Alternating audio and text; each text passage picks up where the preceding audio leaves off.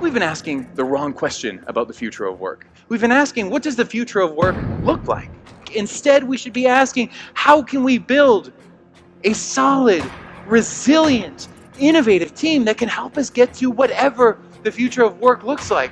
We're ready to introduce our next speaker to you. He knows all there is to know about the insights of the best future-proofing networks in the world. He also has inspired leaders in Amazon, Coca-Cola, IBM, and the list just goes on. A master storyteller, best-selling author. His best-selling book, Rethink Work, has been a go-to resource as we collectively navigate the future of work. And as a co-founder of Now of Work, Eric spends his time studying incredible leaders and is here today to share what separates those that thrive in the future of work from those that simply make it. Eric is one of the busiest speakers in the world. Today, you're going to find out exactly why. Please give me a thunderous warm welcome for Mr. Eric Termuende! I've surveyed tens of thousands of people now, worked with category-leading companies from around the world, trying to figure out what is it that great leaders are doing that others simply aren't. It's almost like a bit of a playbook, a blueprint to leading in that new world of work. First, we have to build a deep sense of trust. Second, we have to isolate and remove friction. And third, we have to create a culture of experimentation. What I've learned through all the work that we've done is that indeed the fastest way to speed up human connection is to slow down. And what I mean by that is just asking one more question to the people that we really care about. It's shifting from checking on the people that we work with to checking in with them a little bit more.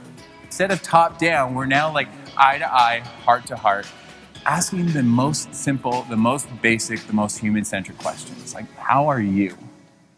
What did you learn this week? What can we improve on? What mistakes did you make?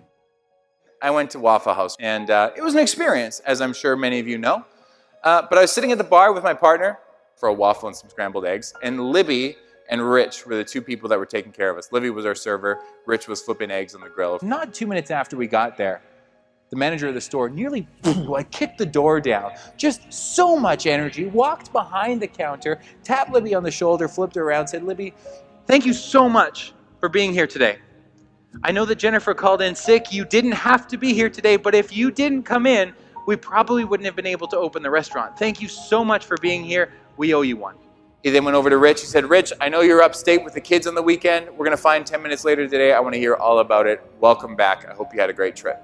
There were a couple other people behind the counter he did the same thing with. Said something personal, something small, something that was meaningful to them. And I caught Rich and Libby looking at each other after with a huge grin on their face, a huge smile. As Libby came back to my wife and I had to ask her the question. I said, "Libby, do you love working here?"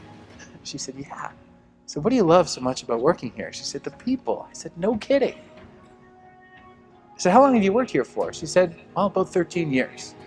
I said, "When are you leaving?" She said, "I'm not. No reason to leave. I just love it here." Do you think this restaurant is worried about the future of work?